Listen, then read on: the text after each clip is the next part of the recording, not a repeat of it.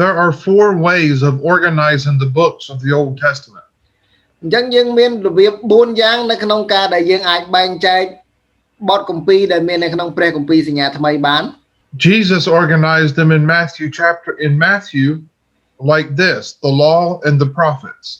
នៅក្នុងគម្ពីរម៉ាថាយព្រះយេស៊ូវបានញែកហៅគម្ពីរសញ្ញាចាស់ទី1គឺជាគម្ពីរក្រឹតវិន័យហើយនិងគម្ពីរនៃសេចក្តីទំនាយ The law refers to the books of Genesis through Deuteronomy. បទគម្ពីរក្រឹតវិន័យយើងអាចរាប់បានពីគម្ពីរលោកុបាទរហូតដល់គម្ពីរចោទយកថា The prophets refer to all the rest of the Old Testament. ហើយបទគម្ពីរសេចក្តីទំនាយដែលយើងអាចរាប់ពីគ្រប់ទាំងសេចក្តីទំនាយផ្សេងៗទាំងអស់ដែលមាននៅក្នុងព្រះគម្ពីរសញ្ញាចាស់ហ្នឹងគឺសុទ្ធតែជាសេចក្តីទំនាយ Secondly, there's a threefold division to the Old Testament. ហើយចំណុចទី2គឺយើងអាចបែងចែកទៅជា3ផ្នែកដែលមាននៅក្នុងព្រះគម្ពីរសញ្ញាចាស់ In Luke 24 verse 44, they are called the law, again Genesis through Deuteronomy. នៅក្នុងគម្ពីរការចំពុក24ខ44គឺត្រូវបានហៅថាជាគម្ពីរក្រឹតវិន័យដដែលចាប់ពីគម្ពីរលោកុបាទរហូតដល់ចោទយកថា The prophets, Joshua through Job. ពីព្រះគម្ពីរដែលហៅថាសេចក្តីទំនាយគឺរាប់ចាប់ពីគម្ពីរយូស្វេរហូតដល់យោប And the writings, Psalms through Song of Solomon. ហើយនឹងគម្ពីរនៃការកត់ត្រាគឺរាប់ចាប់ពីគម្ពីរទំនុកដំកើងរហូតទៅដល់ចម្រៀងសាឡូមោន Another way is a fourfold division. ហើយរបៀបនៃការបែងចែកមួយទៀតនោះឯងគឺយើងអាចបែងចែកទៅជា4ផ្នែក Law, again Genesis through Deuteronomy. គម្ពីរក្រឹតវិន័យពីលោកុបាទដល់ចោទយកថា History would be Joshua through Esther. ប្រវត្តិសាស្ត្រគឺរាប់ចាប់ពីគម្ពីរយូស្វេរហូតដល់នាងអេសទ័រ Poetry would be Job through Song of Solomon. គម្ពីរនៃកំណាព្យគឺរាប់ចាប់ពីគម្ពីរយោបរហូតដល់ចម្រៀងស្ដេចសាឡូមោន And prophecy would be Isaiah to Malachi. ហើយនឹងសេចក្តីទំនាយគឺរាប់ចាប់ពីព្រះគម្ពីរអេសាយរហូតដល់គម្ពីរម៉ាឡាគី Another division would be divided the prophets into minor and major prophets. ហើយការដែលយើងអាចបែងចែកមួយទៀតនោះឯងគឺជាការបែងចែកសេចក្តីទំនាយទៅជាសេចក្តីទំនាយធំហើយនិងសេចក្តីទំនាយតូច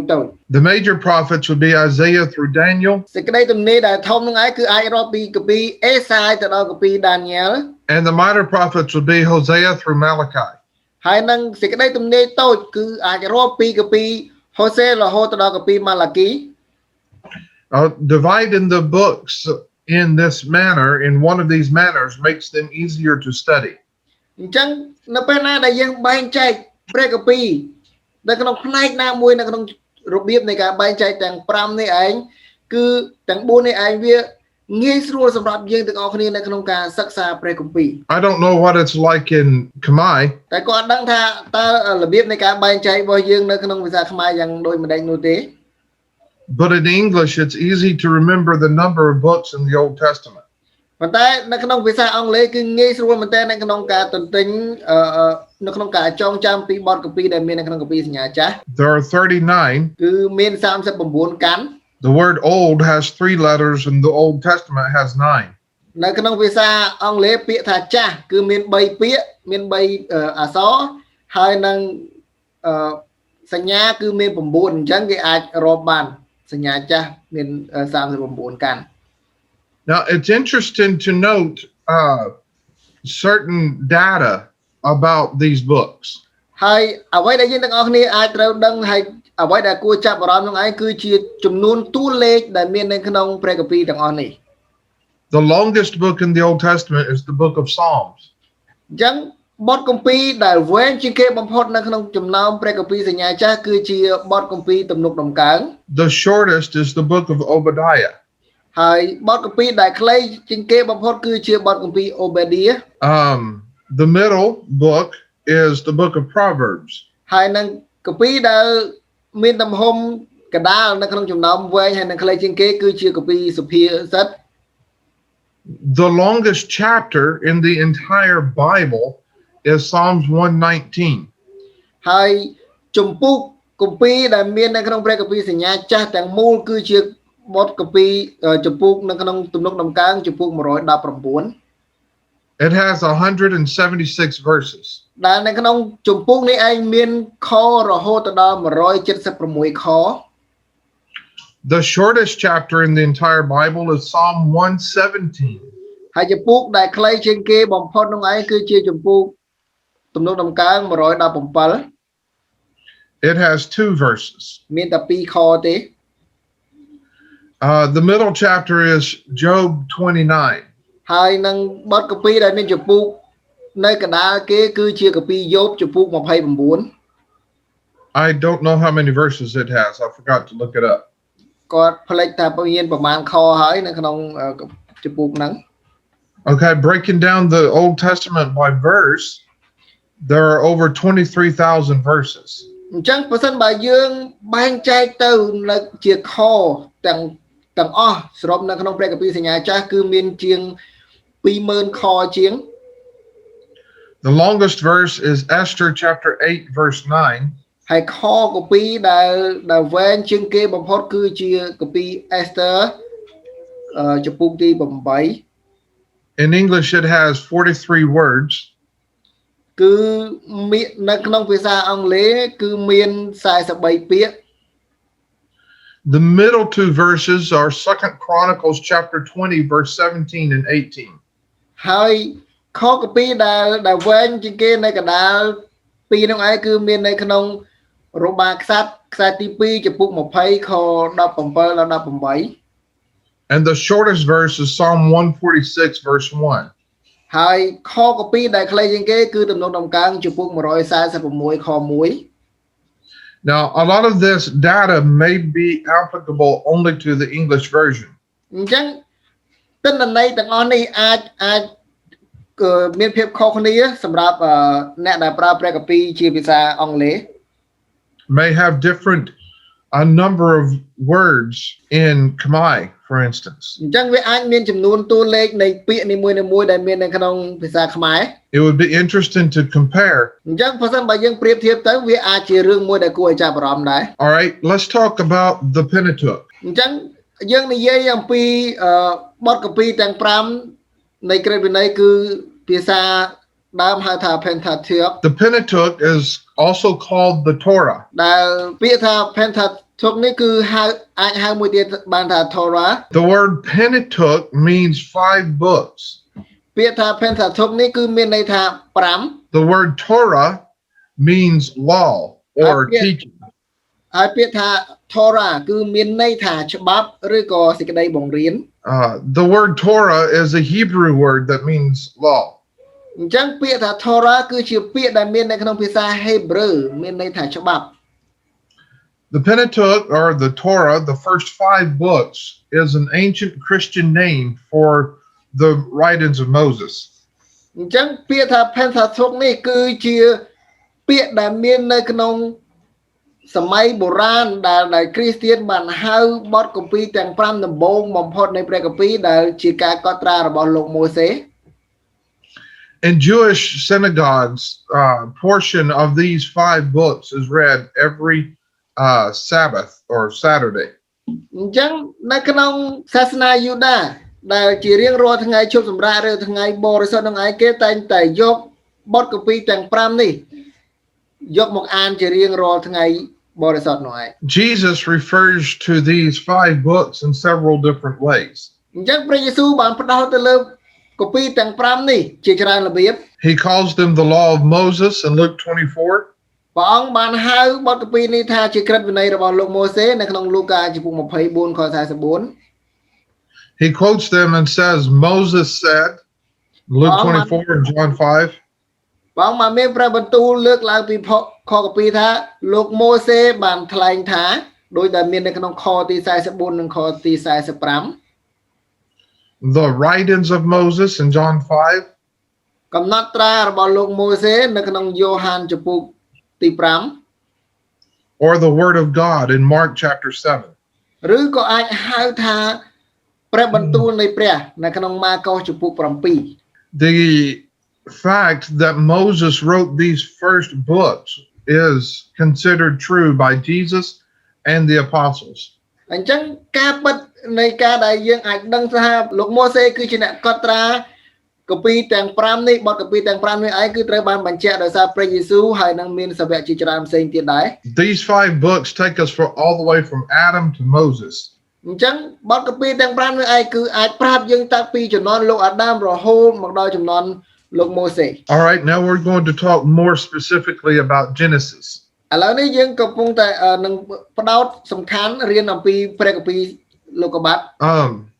It was custom or tradition in the writings of the early Jews to use the first word in each book to name the book. អញ្ចឹង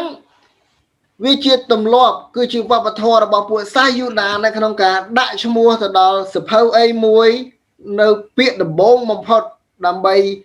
ដាក់ឈ្មោះឲ្យសភៅឬក៏ចំណងជើងនៃសភៅនីមួយៗ So the word Genesis literally means beginning. អញ្ចឹងពាក្យថាលោកុបាទគឺមានន័យថាការចាប់ផ្ដើម It's commonly believed that Moses wrote this book during the 40 years of wilderness wandering. អញ្ចឹងអ្វីដែលគេទទួលស្គាល់នោះឯងគឺថាលោកម៉ូសេគឺជាអ្នកដែលកត់ត្រាព្រះគម្ពីរទាំងនេះនៅក្នុងរយៈពេល40ឆ្នាំនៃការដែលពួកសាសអ៊ីស្រាអែលបង្វេងនៅក្នុងទីរហោស្ថាន Probably about 1425 BC. ដែលស្ថិតនៅក្នុងអំឡុងឆ្នាំ1425មុនគ្រិស្តសករាជ He was likely motivated to write so that the people of Israel would have a record of their beginning. អញ្ចឹងគឺគាត់ទទួលបានការដឹកនាំដើម្បីឲ្យកត់ត្រាទាំងអស់នោះដើម្បីរំលឹកដល់ប្រជាជនអ៊ីស្រាអែលពីឫសគល់ពីការចាប់ផ្ដើមរបស់ពួកគេ Genesis serves us as Christians in the same way. ហើយគម្ពីរលោកុបាទនឹងឯងក៏ប្រាប់យើងទាំងអស់គ្នាក្នុងនាមយើងជាគ្រីស្ទានដូចគ្នាជាមួយនឹងពួកគាត់ដែរ The Apostle Paul ties the Christian faith with comparisons of the faith of Abraham. អញ្ចឹងលោកសាវកប៉ូលបានផ្សារភ្ជាប់សេចក្តីជំនឿរបស់គ្រីស្ទានទៅជាការប្រៀបប្រដូចជាមួយនឹងសេចក្តីជំនឿរបស់លោកអាប់រ៉ាហាំ Abraham's story, of course, is found in Genesis. ហើយរឿងរបស់លោកអាប់រ៉ាហាំនោះឯងក៏មានកត់ត្រានៅក្នុងព្រះគម្ពីរលោកុបាទដែរ Genesis is the 7th largest book in the Old Testament. គម្ពីរលោកុបាទគឺជាគម្ពីរទី7នៅក្នុងចំណោមគម្ពីរដែលវែងជាងគេបំផុតនៅក្នុងព្រះគម្ពីរសញ្ញាចាស់ It has 50 chapters and 1500 verses. នៅក្នុងគម្ពីរនេះគឺមាន50ជំពូកហើយមាន1527ខ I would say that the main chapter in Genesis is Genesis 15. ហើយខ្ញុំអាចនឹងនិយាយបានថាជំពូកដែលសំខាន់ជាងគេបំផុតនៅក្នុងព្រះគម្ពីរលោកុបាទនឹងឯងគឺជាជំពូកទី15 It is there that God ratifies his covenant with Abraham and specifies certain promises. ហើយនៅក្នុងជំពូកនេះឯងដែលព្រះជាម្ចាស់បានបង្ហាញសេចក្តីសន្យារបស់ព្រះអង្គជាមួយនឹងលោកអាប់រ៉ាហាំ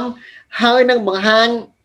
ពីសេចក្តីសន្យាផ្សេងៗដែលព្រះអង្គបានមានជាមួយនឹងលោកអាប់រ៉ាហាំ Some key words in Genesis are things like these are the generations. ហើយពាក្យដែលយើងអាចចាប់អារម្មណ៍បាននៅក្នុងព្រះគម្ពីរលោកុបាទនឹងឯងគឺយើងមានជាពាក្យដូចថានេះគឺជាចំនួន And son of is used a lot also. ហើយពាក្យថាកូននៃឬក៏កូនមនុស្សនឹងឯងគឺត្រូវបានប្រើជាច្រើនដែរ But the word that's used the most is blessed or blessing or blessed. ហើយពាក្យដែលប្រើជាងគេបំផុតគឺជាពាក្យថាមានពរហើយមានពរឬក៏ចូលមានពរ Genesis is divided into 2 major divisions. អញ្ចឹងនៅក្នុងគម្ពីរលោកុបាទមានការបែងចែកចំនួន2ធំធំ The divisions are the creation, ហើយការបែងចែកនោះឯងទី1គឺជាការបង្កើត the fall of man, the flood, and the battle event. គឺនៅក្នុងនោះឯងគឺមានតែការធ្លាក់ទៅក្នុងអំពើបាបរបស់មនុស្សប៉មបាបលហើយនឹងទឹកជំនន់ This is included in the first division in Genesis 1 through 11. អញ្ចឹងចំណុចទាំងអស់នេះឯងគឺរួមបញ្ចូលទៅផ្នែកទី1នៃការចាប់ផ្ដើមដែលមានពីគម្ពីរលោកុបាទចំពុក1រហូតដល់ចំពុកទី11 And chapter 12 through 50 include the stories of Abraham, Isaac, Jacob, and Joseph. ហើយចាប់ពីចំពុកទី12ដល់ចំពុកទី50គឺជាការកត់ត្រាពីរឿងរបស់លោកអាប់រ៉ាហាំអ៊ីសាក់យ៉ាកុបហើយនិងយូសេប The first division, Genesis 1 through 11, is the beginning of the world. អញ្ចឹងយើងអាចសម្លឹងមើលនៅក្នុងរដ្ឋកពីលោកុបាទថាពីចំពុកទី1គឺជាការចាប់ផ្ដើមនៃពិភពលោក Genesis 12 through 50 is the beginning of the people of Israel. ពីលោកុបាទចំពុកទី12ដល់ចំពុកទី50គឺជាការចាប់ផ្ដើមរបស់ប្រជាជាតិអ៊ីស្រាអែល So what we have is the process of generation or beginning, អញ្ចឹងអ្វីដែលយើងមានហ្នឹងឯងគឺទី1ជាការកកើតរបស់មនុស្សឬក៏ការចាប់ផ្ដើម and degeneration, the tearing apart. អញ្ចឹងហើយមួយទៀតគឺជាការដែលបាក់បែកការធ្លាក់ចុះទៅ This involves Adam's disobedience, នៅក្នុងចំណុចនេះគឺរួមមានទាំងការមិនស្ដាប់បង្គាប់របស់លោកអាដាម Cain's murder of his brother Abel, កាអ៊ីនសម្រាប់ប្អូនរបស់គាត់គឺអេប៊ល the wickedness and immorality of Noah's day, គឺសេចក្តីអាក្រក់ហើយនឹងភាពមិនមានសុជីវធម៌គ្មានសិលធម៌នៅក្នុងសម័យកាលរបស់លោកណូអេ and the wickedness of Nimrod and the people of Babel. ហើយនឹងសេចក្តីអាក្រក់នៅក្នុងចំនួននីមរ៉តនៅក្នុងសម័យកាលប៉មបាបល We have in the second section the process of beginning again or regeneration. អញ្ចឹងយើងមានចំណុចទី2នៃការចាប់ផ្ដើមសារឡើងវិញម្ដងទៀត Abraham, Isaac, and Jacob were people of promise. អញ្ចឹងគឺជាមនុស្សនៃសេចក្តីសន្យាដែលមានលោកអាប់រ៉ាហាមអ៊ីសាក់ហើយនិងយ៉ាកុប Then we have the 12 sons of Jacob. ហើយបន្តមកទៀតយើងមានកូនទាំង12របស់លោកយ៉ាកុប This is the beginning anew of society. នេះគឺជាការចាប់ផ្ដើមហើយនឹងការបង្កើតឡើងនៃសង្គមថ្មីមួយទៀត And the beginning or establishment of a nation. ហើយនឹងជាការចាប់ផ្ដើមនៃការបង្កើតប្រទេសមួយ Moses had a unique way of outlining the book of Genesis. អញ្ចឹងលោកម៉ូសេគាត់មានរបៀបនៃការបែងចែកព្រះបទកាពីនេះយ៉ាងពិសេសមែនតើ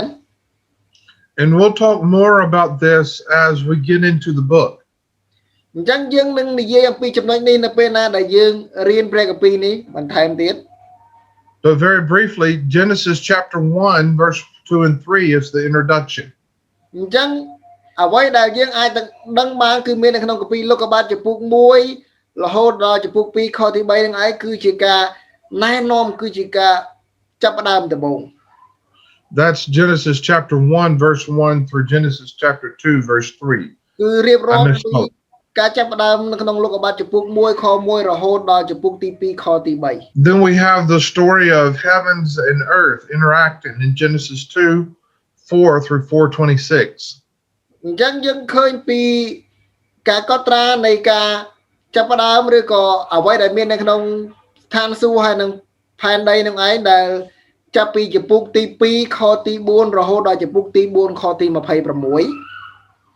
And then we begin to have the breakdown of the individual families.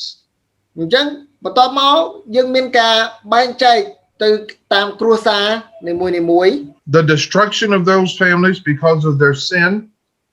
ការបំផ្លាញទៅដល់គ្រួសាររបស់ពួកអ្នកទាំងអស់នោះដោយព្រោះតែអំពើបាបរបស់ពួកគេ and the regeneration or the new beginning of families because of some's righteousness. ហើយការចាប់ផ្ដើមសារជាថ្មីនៃសង្គមជាតិនៃចំនួនមនុស្សនឹងឯងគឺដោយព្រោះតែសេចក្តីសុចរិតរបស់មនុស្សសុចរិតមួយចំនួន All right. I'm not going to break down each individual. អញ្ចឹងខ្ញុំអត់បែងចែកមួយទៅទេ We'll get to that as we go through it chapter by chapter. អញ្ចឹងយើងនឹងរៀនពីចំណុចទាំងអស់នោះនៅពេលណាដែលយើងរៀនពីចំពោះ1ទៅចំពោះ1ទៀត But Genesis teaches us about 3 major time periods. ប៉ុន្តែនៅក្នុងព្រះគម្ពីរលោកុបាទនឹងឯងគឺបង្រៀនយើងពីពេលវេលាដ៏សំខាន់3យ៉ាងទាំង3 and begins a fourth. ហើយ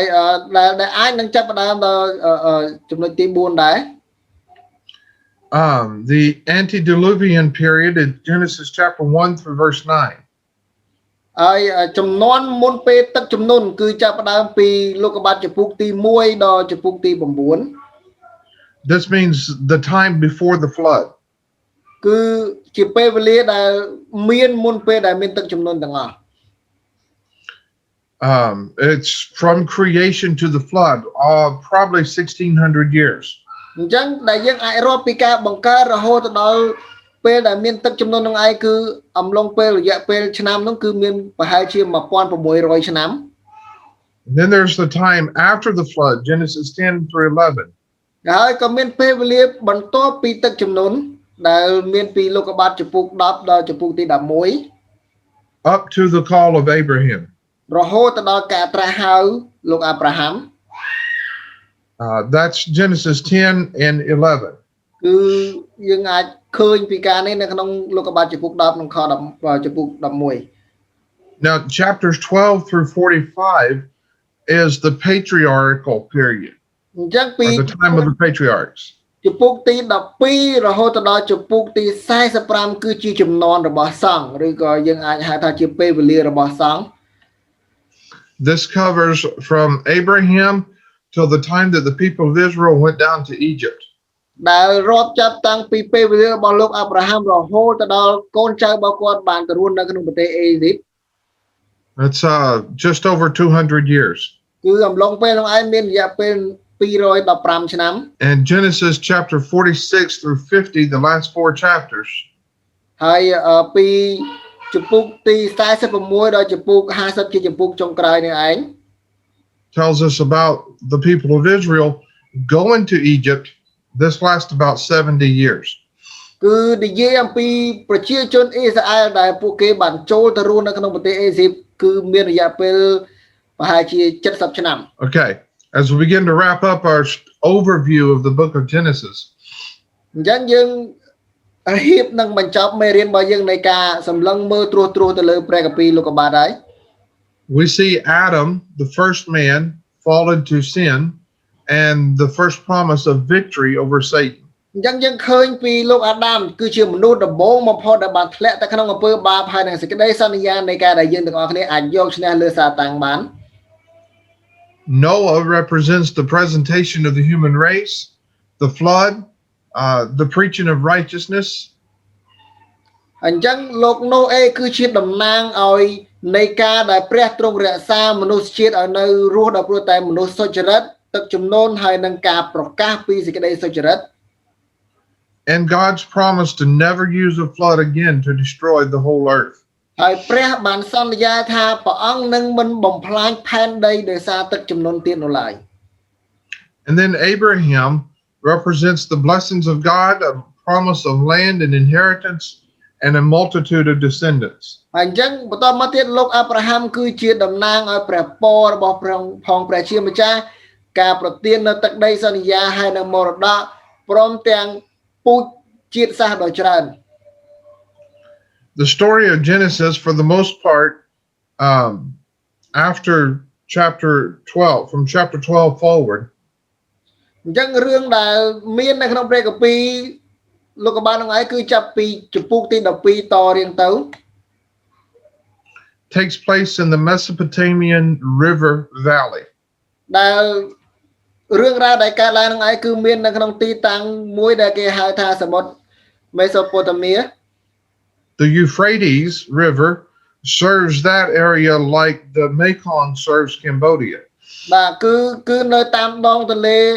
អ៊ឺហ្វ្រេតដែលវាជាទន្លេដែលវែងមួយប្រៀបបានដូចជាទន្លេមេកុងដែលហូរនៅក្នុងអាស៊ីដែលឆ្លងកាត់ប្រទេសកម្ពុជាយើងចឹងដែរ The people of Israel also spent time in Canaan and in Egypt. ហើយប្រជាជនអ៊ីស្រាអែលក៏បានចំណាយពេលនៅក្នុងទឹកដីកាណានហើយនិងទឹកដីអេស៊ីប And there's 3 great journeys in the book of Genesis. ហើយនៅក្នុងគម្ពីរលោកុបាទក៏មានកត់ត្រាពីការធ្វើដំណើរទាំង3ដ៏អស្ចារ្យដែរ From that of Abraham from the Ur of the Chaldees to Canaan. គឺចាប់ពីអាប់រ៉ាហាំចេញពីកាល់ដេសទៅកាណាន we almost time up.